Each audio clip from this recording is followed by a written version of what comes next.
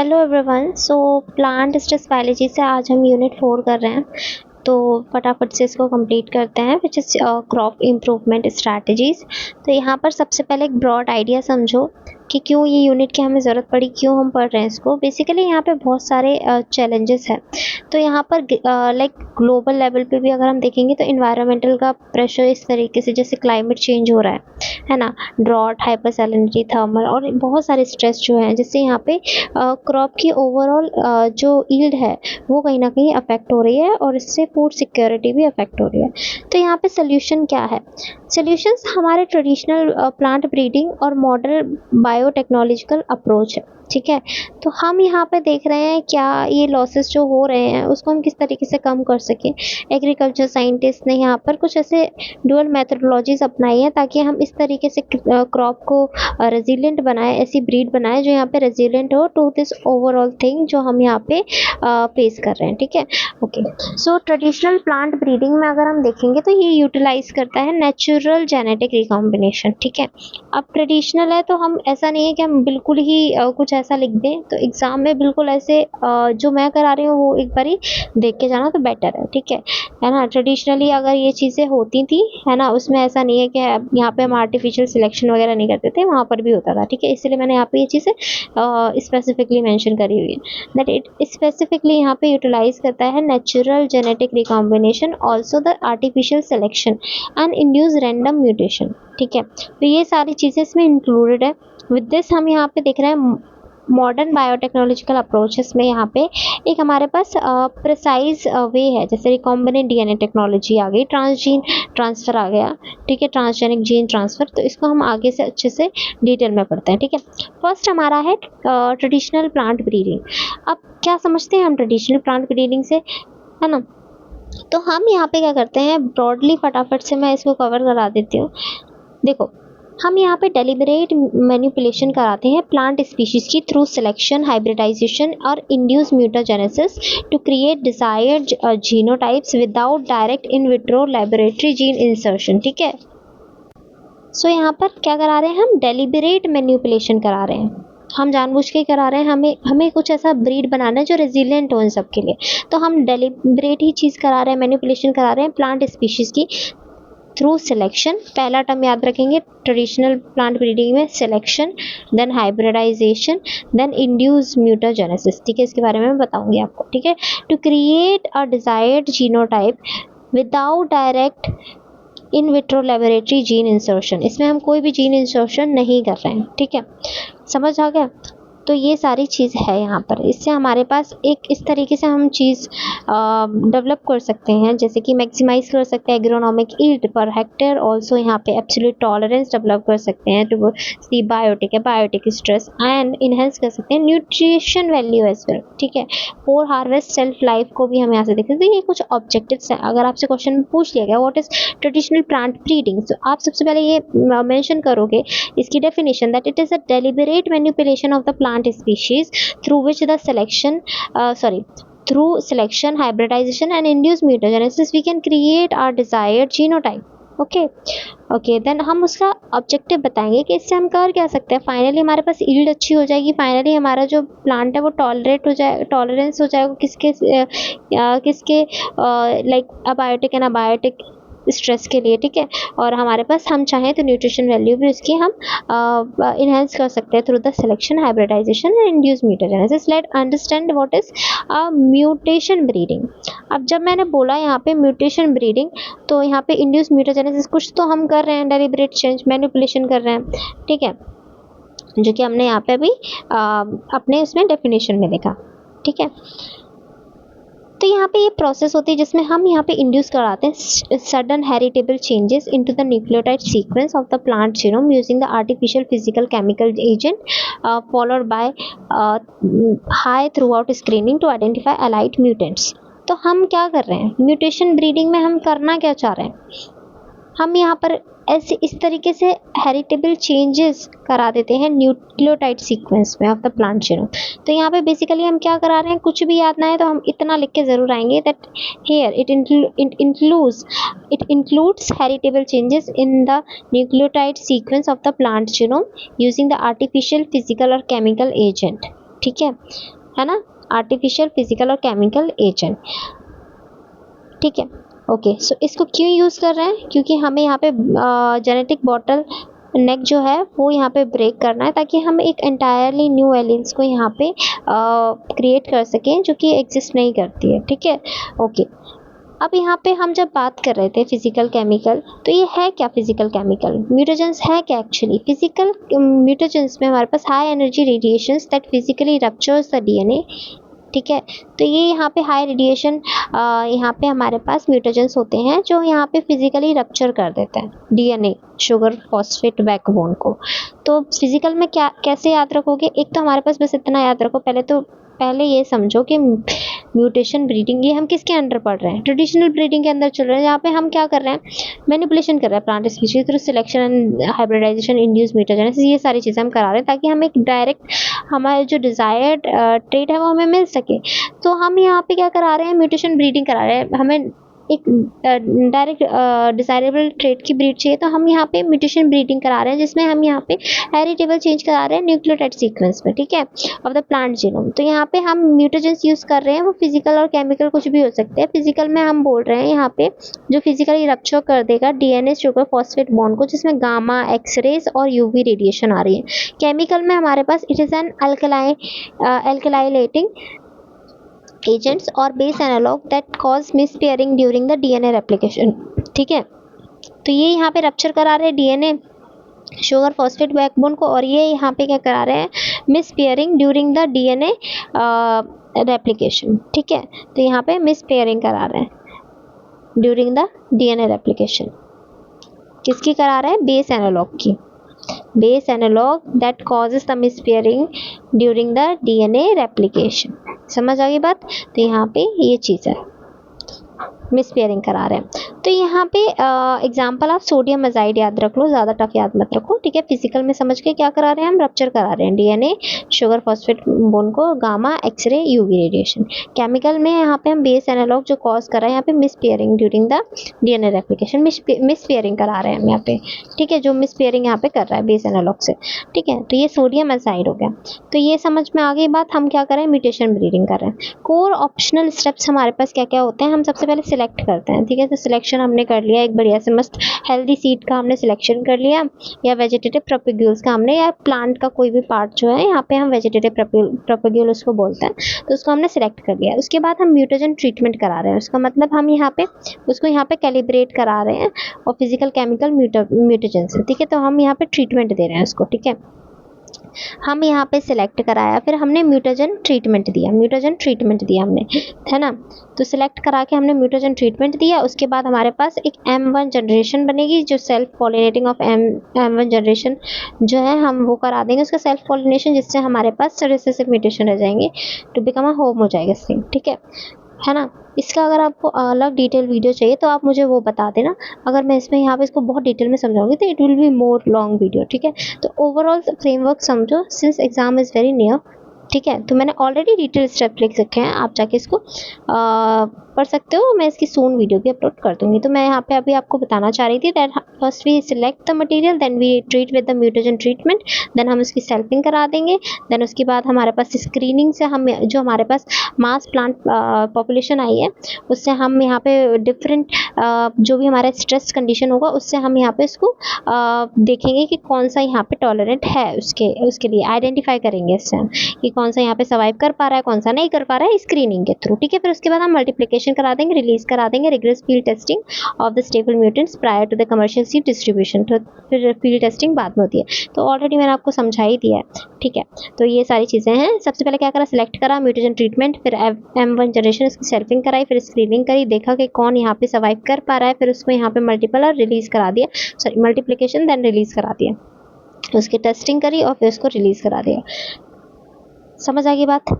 Advantages हैं कि rapidly introduce novel trait, highly effective for self pollinating crop with narrow genetic basis, easily correct in the single defect in otherwise. ठीक है, तो ये सारी चीज़ें हैं। म्यूटेशन जो होती है वो यहाँ पे एक लिमिटेशंस भी हैं, जैसे ये रैंडम होती हैं, नॉन डायरेक्शनल होती हैं, वास्ट मेजॉरिटी म्यूटेशंस हो सकती है, कुछ लीथल भी हो सकती है, कुछ डिलीटेरियस भी हो सकती है। ठीक है, तो ये सारी चीज़ें म्यूटेशन में हमेशा कोई भी ऐसा परफेक्ट एकदम तो ऐसे नहीं है, तो वो जो है म्यूटेशन वो इस तरीके से रैंडम भी हो सकती है। ठीक है, तो ये सारी चीज़ें हैं, ये सारे एग्जाम्पल मेंशन है, you can check it out. Then हमारे पास प्रोटेक्टिव कल्टीवेशन है। प्रोटेक्टिव कल्टीवेशन की जब हम बात करते हैं तो हम यहाँ पे प्रोटेक्टिवली इसे कल्टीवेट करा रहे हैं, मतलब समझो ऐसे ऐसे टर्म से समझ पा रहा है, हम इसको प्रोटेक्ट कर रहे हैं। मतलब हमने पहले क्या कराया, केमिकल और फिजिकल म्यूटेशन से हम यहाँ पे म्यूटेशन ब्रीडिंग कहीं ना कहीं ट्रीट करा के हमने देख लिया ये प्लांट सर्वाइव कर रहा है, इसको हम यहाँ पे फाइनली हमने देख लिया ये है। ठीक है, ये हमारा प्लांट आ गया।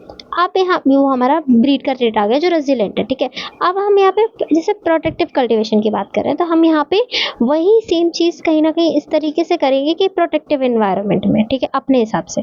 तो यहाँ पे हम प्रोटेक्ट कैसे करें एनवायरनमेंट को, हम क्या करते हैं, आपने ग्रीन हाउस के बारे में सुना होगा, आपने शेड नेट के बारे में सुना होगा, तो वो सारी चीज़ें जो हैं वो इसी के अंडर है। ठीक है, एंड एडवांस एग्रीकल्चरल सिस्टम जहाँ पे क्रॉप को जो है within a specialize structure यहाँ पे ग्रो कराया जाता है, modify completely controlled atmospheric environment conditions दी जाती हैं, temperature, humidity, light intensity, air composition, ये सारी चीज़ें। और ऑल्सो मैंने हाइड्रोपोनिक पे अपनी इंटर्नशिप वगैरह बहुत डिटेल में कर रखी है और उसकी वीडियोस भी मैंने अपलोड कर रखी है, you can watch that out. ठीक है, वो बहुत ही इस तरीके का ही एक जोन था, ग्रीन हाउस में ही काम करा है, तो वहाँ पे सारी कंडीशंस किस तरीके से मेंटेन होती है, तो ये सारी चीज़ें हैं। ठीक है, it is an emerging field, तो यहाँ पे वही चीज़ है।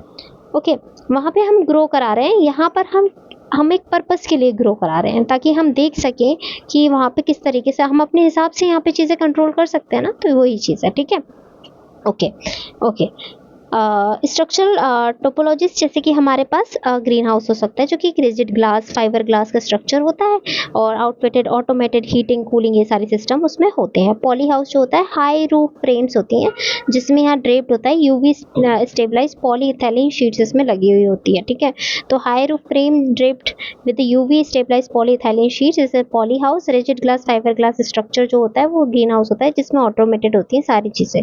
ठीक है, शेड नेट हाउसेस जो होते हैं, स्ट्रक्चर्ड फ्रेम होते हैं, यहाँ पे नेट्स से अरेंज हुए होते हैं। ठीक है, तो यहाँ पे जो स्कैटर जो होता है ना, हमारे पास इनकमिंग सोलर रेडिएशन, उसको यहाँ पे that precisely scatter the incoming radiation, तो वो स्कैटर्ड कर देता है, अंदर नेट लगा हुआ होता है। ठीक है, तो यहाँ अंदर आपने देखा होगा शेड नेट तो हम कर ही सकते हैं नॉर्मली भी।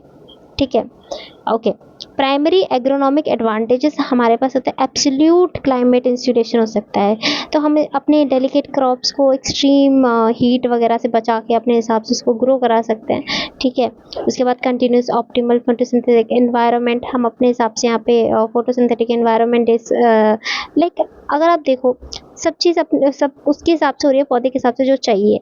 ऑल्सो यहाँ पे प्रोडक्टिविटी बढ़ गई, हुआ क्या, अब सब कुछ सब बेटर है तो प्रोडक्टिविटी बढ़ी जाएगी, तो 5 to 10 टाइम्स हायर ईल्ड होती है as compare to the traditional open field. Obviously अगर वो स्ट्रेस यहाँ पे झेल रहा है, ये तो अपना बिल्कुल प्रोटेक्टेड एनवायरनमेंट में है। ठीक है, तो यहाँ पे देन उसके बाद फिजिकल बायोटिक बैरियर जो ड्रास्टिकली मिनिमाइज करते हैं।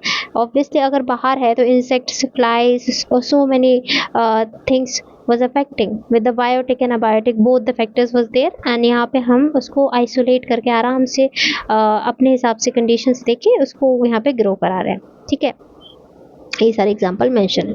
बायोटेक्नोलॉजिकल अप्रोचेस क्या है, अभी हमने बात करी ट्रेडिशनल म्यूटेशन ब्रीडिंग की बात करी हमने, और यहाँ पे हमने बात करी प्रोटेक्टिव कल्टीवेशन की ना, प्रोटेक्टेड कल्टीवेशन की। ओके, देन उसके बाद हम यहाँ पे देख रहे हैं बायोटेक्नोलॉजिकल। अब यहाँ पे हम क्या करते हैं, बायोटेक्नोलॉजी समझ जाओ कि हम कुछ ना कुछ इंसर्ट करा रहे हैं जिन अपना डिजायर्ड। ठीक है, ये समझ जाओ ऐसे इस तरीके से डायरेक्ट। तो यहाँ पे हम क्या कराते हैं, रिकम्बिनेंट डीएनए टेक्नोलॉजी का यूज़ होता है, टिश्यू कल्चर का यूज़ होता है, ये सारी चीज़ें। So it is like a targeted application of the molecular biology where the recombinant DNA, RNA, DNA technology, tissue culture artificially modify plant genome by introducing specific functional foreign gene transgenes, जिसको हम बोल रहे हैं। ठीक है, अच्छा, ये सारी चीज़ें unlike the traditional breeding जैसे कि उसमें which is slow, restricted। ठीक है, तो ये सारी चीज़ें हैं along with the desirable trait। अब ट्रेडिशनल ब्रीडिंग में क्या हो रहा है, वो यहाँ पर एक लिमिट तक है, which is like a slow thing. ठीक है, और यहाँ पे ये जो है यहाँ पर एक चीज़ है कि यहाँ पे हम बहुत सारी चीज़ करा रहे थे, किसमें, फर्स्ट वाले में, जिस म्यूटेशन ट्रेनिंग में हम देखा कि हमने यहाँ पे बहुत सारा यहाँ पे जो है स्पीशीज़ को ग्रो कराया, ठीक है। तो ये बहुत सारे अनवांटेड जीन्स के थ्रू भी सफल हो रहा होता है ना, along side with the desirable trait. Biotechnological हमारी अप्रोच क्या होती है, डायरेक्ट हमें एक वे देती है ताकि हमें clean rapid single gene transfer करने का मौका मिले, जो हमें चाहिए हम वो करें डायरेक्ट। क्यों हमें मतलब इतना अनवांटेड जीन वगैरह, कितना अभी उससे रिलेटेड प्रॉब्लम भी आ रहा है, जो चीज़ है वो कहीं ना कहीं है ना डिलीटोरियस भी हो रहा था, लीथल भी हो रहा था, वो चीज़ हमें नहीं, यहाँ पे डायरेक्ट थिंग है, क्लीन रैपिड सिंगल ट्रांसफ़र हम करा सकते हैं from any living domain. It could be bacteria, virus, animal, unrelated plant directly to the recipient crop, ठीक है, समझ आ गया, ओके। अगर आपको इसके नोट्स चाहिए तो आप मुझे कमेंट में बता देना, ठीक है, okay. Now let's talk about the techniques pipeline, किस तरीके से हम कर रहे हैं, वहाँ पे हम किस तरीके से कर रहे थे, हमने सिलेक्ट करा था प्लांट को यहाँ पे, कि उसके बाद हमने देखा था कि हाँ ये चीज़ है, इसको हमने इस तरीके से फिर जनरेशंस बनाई थी बहुत सारी, फिर फाइनली उसको हमने देखा था कि कौन सा स्ट्रेस जो है वो कंडीशन में हो रहा है, हमने उसको सेकेंड स्टेप में म्यूटेशंस भी ऐड करे थे फॉर द म्यूटेशन ब्रीडिंग, तो वो सारी चीज़ें फाइनली हमें मिल रहा था। यहाँ पर हम क्या है, यहाँ पर देखो, यहाँ पर वेरी इंपॉर्टेंट है, एग्जाम के लिए बहुत ज़्यादा इंपॉर्टेंट है बायोटेक्नोलॉजिकल अप्रोचेस, जीन का आइडेंटिफिकेशन करेंगे सबसे पहले, तो identification is very important. Then उसके बाद आइडेंटिफिकेशन कर लिया हमने कि हाँ ये जीन हमें चाहिए रेजिलिएंट वाइल्ड क्रॉप से, ये चीज़ हमें चाहिए। देन हमें यहाँ पे एक वेक्टर चाहिए होता है, ठीक है, तो isolating the gene and stretching to the strong promoter of the vector that we needed, ठीक है, तो हमने यहाँ पे आइसोलेशन करा, देन उसके बाद हमने जीन को आइसोलेट करा, ठीक है, उसके बाद हमने जीन को आइसोलेट करने के बाद पहले आइडेंटिफाई करा, फिर आइसोलेट करा, फिर उसके बाद हमने क्या करा, क्लोनिंग करी उसकी, सॉरी, फिर उसके बाद हमने हाँ क्लोनिंग करी, फिर हमने उसे वेक्टर कंस्ट्रक्शन करा, देन उसके बाद हमने ट्रांसफ़र करा। ट्रांसफ़र डिलीवरी किसके थ्रू हो सकती है, कंस्ट्रक्ट करने के बाद हम एग्रोबैक्टीरियम ट्यूमिफेशंस यूज़ कर सकते हैं। ऑल्सो यहाँ पे it is a biological vector, biological vector mediated transfer and biolistic gene कन भी हम डायरेक्टली यूज़ कर सकते हैं, which is a physical micro projectile bombardment, ठीक है, ओके। तो इसके थ्रू हम यहाँ पे कर सकते हैं, पहला क्या, आइडेंटिफिकेशन करा, आइसोलेट करा, उसके बाद हमने क्लोनिंग में उसे वेक्टर में ऐड कर दिया, फिर ट्रांसफॉर्मेशन यहाँ पे हुई थ्रू द बैक्टीरियम ट्यूमिफेशंस, ठीक है। अब यहाँ पे टिश्यू कल्चर सिलेक्शन, यहाँ पे क्या हुआ, ग्रोइंग जो हमने बनाया, देखो अब किस में गया किस में नहीं गया, पहले तो हम transformants out of non transformant, recombinant, non recombinant, ये सारी चीज़ें करते हैं, तो हमें फाइनली जो है वो ग्रो कराते हैं यहाँ पे transformant cells on the biotic list media to kill the non transgenic tissues, ठीक है, तो इस तरीके से हम कल्चर भी कराते हैं इसका फाइनली। उसके बाद हम यहाँ पे रीजनरेशन एंड टेस्टिंग भी करते हैं using the totipotent cells to regenerate the whole plant followed by the strict biosafety and contaminant testing, तो ये सारी चीज़ें हैं, तो ये याद रखना है। टिश्यू कल्चर कराया हमने, फिर उसके बाद रीजनरेशन एंड टेस्टिंग, हमने फाइनली टेस्टिंग तो करानी ही पड़ती है for the biosafety and all, ठीक है।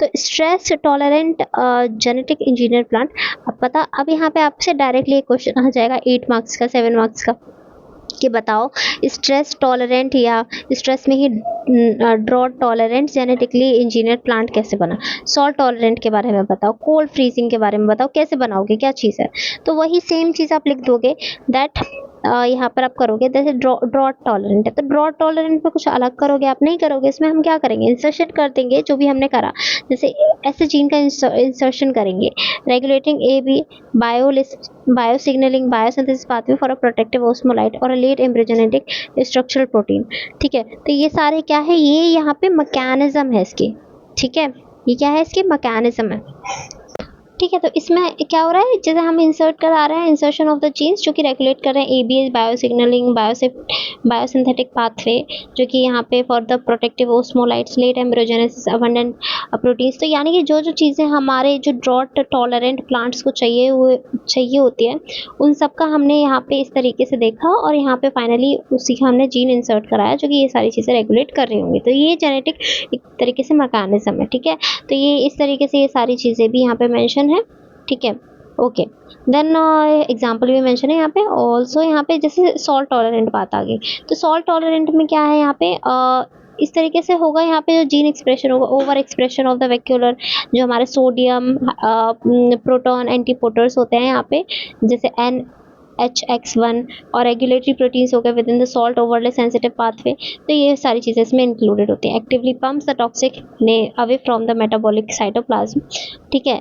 तो सेफली तो इस तरीके से ये सारी चीज़ें हैं, उसको वैक्यूल में डालना, देन प्रिजर्व करना एंजाइम फंक्शन को, ठीक है। तो ये सारी चीज़ें यहाँ पे मेंशन है। उसके बाद यहाँ पे कोल्ड फ्रीजिंग टॉलरेंट प्लांट जो होते हैं, जैसे अगर हम बोल रहे हैं इंसर्शन करते हैं, अब यहाँ पे क्या हो रहा होगा बेसिकली, यहाँ पे क्या चीज़ हम देख रहे हैं, एंटी फ्रीज प्रोटीन्स के बारे में, ठीक है। एंटी फ्रीज प्रोटीन्स जो होते हैं, इंसर्शन, यहाँ पे insertion of the specialised antifreeze proteins, और यहाँ पे कोल्ड बाइंडिंग फैक्टर्स को हम यहाँ पे इंसर्ट करा सकते हैं, ट्रांसक्रिप्शनल एक्टिवेटर्स को, ठीक है।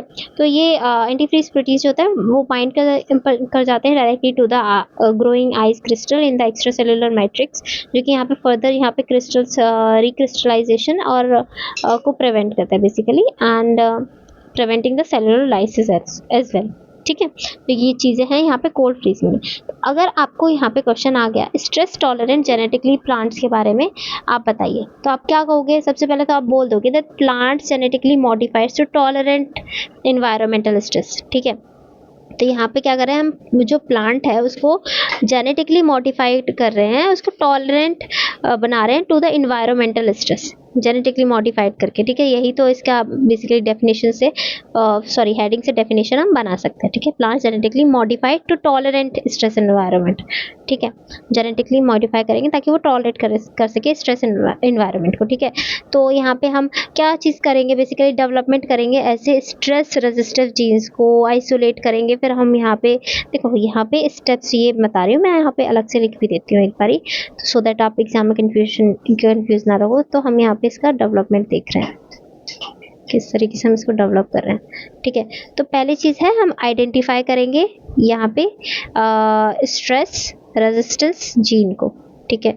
तो ये मैं स्पेस थोड़ा कम है, सो आप ना इसको अच्छे से लिख लोगे, मेंशन कर लोगे।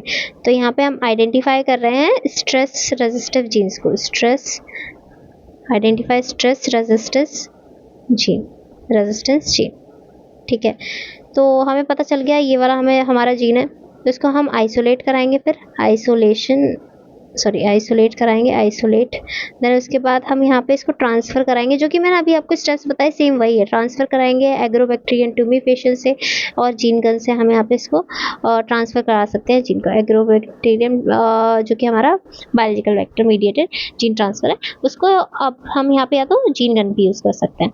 और फिर हम यहाँ पे सिलेक्ट करेंगे ट्रांसफॉर्मेंट को out of non transformant, then उसको हम यहाँ पे रीजनरेट करा लेंगे अपना ट्रांसजेनिक प्लांट को, ठीक है। आपको मेरी राइटिंग समझ नहीं आ रही है, कोई बात नहीं, आप मुझसे, मैं एक बार आपको बता ही देती हूँ that we had to first identify our gene which is stress resistive, then we need to isolate that gene.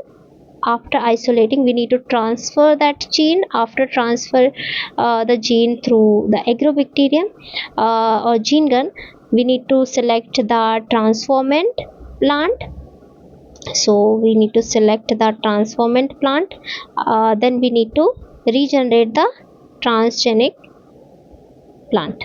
तो हम यहाँ पे ट्रांसजेनिक प्लांट को रीजनरेट कर सकते हैं। यस, हमारा बन गया बढ़िया सा एक जो हम बनाना चाह रहे थे, विच is stress tolerant genetically plants. उसके बाद हम यहाँ पे एग्जांपल्स भी इंक्लूड कर सकते हैं। ये एग्जांपल्स बहुत ज़्यादा स्पेसिफिक हैं, अगर आपको एकदम से याद नहीं आ रहा होगा तो आप प्लीज़ ये वाले एग्जांपल जो कि बहुत फेमस है आप वो ऐड करके आ सकते हो। फर्स्ट हमारा है बीटी कॉटन, ठीक है। आप मुझे कमेंट में लिख के बताओगे किसके यहाँ पे ये स्ट्रेस रेजिस्टेंस किसके लिए था, ठीक है, क्यों बनाया गया, क्या नीड थी इसकी, बताओ। बीटी कॉटन, ठीक है, ओके। ये तो सबसे फेमस है, क्लास 11-12 से पढ़ते आ रहे हो, कमेंट ज़रूर करना, ठीक है। ड्रॉट टॉलरेंट राइस, ठीक है, और यहाँ पे सॉल्ट टॉलरेंट टोमेटो भी हो सकता है, ठीक है। और ये स्पेसिफिक हैं, एक दो याद कर लेना तो बेटर ही है, ऑलरेडी मैंने लिख रखे हैं अच्छे से। देखो राइस के बारे में मैंने अच्छे से लिख रखा है, ये रहा, which is here that it contains the specific ethylene responsive factor gene that allow the rice to survive up to 2 weeks of the complete underwater submerged cycle by entering a metabolic dormancy stage. Okay, you can write it down, or just you can simply write, if you do not need to remember it, you can just write whatever you have in your mind on the day of the exam, ठीक है। तो उसके लिए मैंने वो चीज़ बता दी, BT cotton लिख सकते हो। आप डायरेक्ट लिख दो like drought tolerant rice, salt tolerant tomato, ठीक है, कोल्ड टॉलरेंट क्रॉप, लिख दो, कोई बात नहीं, कुछ तो लिख के आओ एटलीस्ट, है ना, वो चीज़ मैटर करती है। एडवांटेजेस क्या है, मैंने आपको एडवांटेजेस बताया कि हमारी प्रोडक्टिविटी घट रही थी, तो हमारी इससे प्रोडक्टिविटी अच्छी जाएगी ना फाइनली। बेटर स्ट्रेस रेजिस्टेंस हो गया, है ना, डिजीज रेजिस्टेंस हमारे लिए हो जाएगा। ऑल्सो यहाँ पे रिड्यूस हो जाएगा पेस्टिसाइड्स रिक्वायरमेंट, ठीक है, इम्प्रूव हो जाएगा हमारे पास रिसोर्स यूटिलाइजेशन, ठीक है। फाइनली तो हम ये चीज़ बोल सकते हैं दैट लास्ट में लिख के आओगे that genetically engineered plant provide an effective strategy for improving crop resistance under the changing climate condition. Okay, तो ये सारी चीज़ें हैं।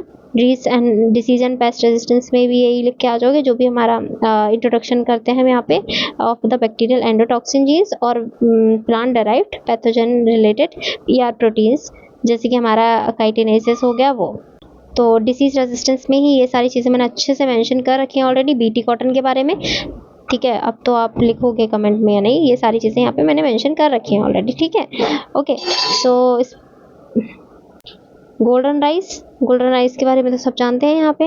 It is a transgenic rice engineered with the S daffodil हमारे पास जीन होता है, और यहाँ पे CRTL बैक्टीरियल जीन, यहाँ पे बीटा कैरोटीन होता है which is the precursor of the vitamin A. तो ये सारी चीज़ें हमें ऑलरेडी पता है। This is a new thing, rainbow papaya, वो भी आप लिख के आ सकते हो।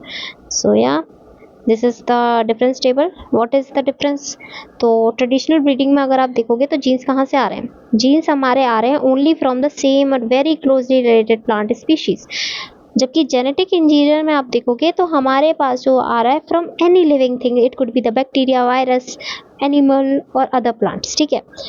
तो ये चीज़ समझ आ गई, पहला याद रहेगा। पहले अगर ट्रेडिशनल और जेनेटिक में मैंने डिफरेंस पूछ लिया तो आप क्या कहोगे, तो आप बोलोगे कि जो जीन है वो यहाँ पे सेम या very closely related plant species से आ रहा है। जो जीन फाइनली हमें चाहिए, जो डिज़ायर्ड जीन, जो हमें डिज़ायर्ड हमें ब्रीड बनानी है प्लांट के लिए, वो पर्टिकुलर ट्रेड या वो पर्टिकुलर चीज़ वो हमारा जीन है वो सेम या क्लोजली रिलेटेड प्लांट स्पीशीज से आ रहा है। जेनेटिकली इंजीनियर्ड वाले में वो हमारा कहाँ से आ रहा है, एनी लिविंग थिंग से। How it is accurate, low accuracy किसकी है, it is obviously for the traditional one because it shuffles thousands of the gene at once and often bringing out unwanted trait along, जो कि मैं आपको बता ही रही थी। बहुत बार ऐसा हो रहा है कि नहीं, हमें जो चाहिए उसके साथ साथ बहुत अनवांटेड ट्रेट भी आ रहा है। हाई एक्यूरेसी है क्योंकि यहाँ पे हम बात करें किसकी, अपने जेनेटिक इंजीनियरिंग की। सो इट हाई एक्यूरेसी हमारी जेनेटिक इंजीनियरिंग में, क्योंकि हम एक स्पेसिफिक जीन के साथ ही काम कर रहे हैं जो हमें डिज़ायरेबल ट्रेट देगा further. How it is fast, तो यहाँ पे हमारे पास जो ट्रेडिशनल वाला है वो स्लो है, जनरेशन्स ले रहा है, क्रॉस ब्रीडिंग करानी पड़ रही है, देखो ईयर्स लग रहे हैं, ठीक है।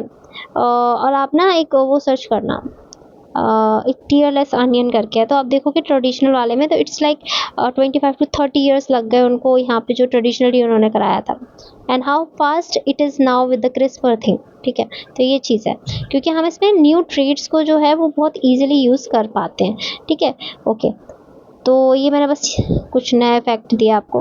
Fast new traits show up in the very first generation, किस में हम बात कर रहे हैं, इट इज जेनेटिक इंजीनियर्ड में। Also how does it cost, तो चीप होता है हमारा ट्रेडिशनल वाला, क्योंकि जो है वो स्टार्ट होता है लैब में, इनिशियल में तो चीप होता है लेकिन एक्सपेंसिव हो जाता है to grow test in the field for years, like it is so many time was invested in this, very expensive. Genetically engineer is very expensive at the start for high tech lab equipment and strict with the legal approval as well. We are having with the many things, तो वहाँ पे legal approvals की need बहुत ज़्यादा ही होती है genetic engineer में, है ना। It is easily accepted, which one, yes easily accepted कौन सा है, ट्रेडिशनल वन, है ना, everywhere almost with no strict safety laws और पब्लिक प्रोटेस्ट। और जेनेटिक वाला बहुत इजीली एक्सेप्टेड नहीं है क्योंकि यहाँ पे intense global arguments, safety checking, strict laws जो हैं वो यहाँ पर इसको पास करने पड़ते हैं, है ना। तो ये चीज़ है, और आई होप मैंने आपको ये टॉपिक बहुत डिटेल में बता दिया है। Hope so, if you like this video, don't forget to like, share, subscribe to your channel. See you in the next video. Till then, keep studying. Thank you for watching.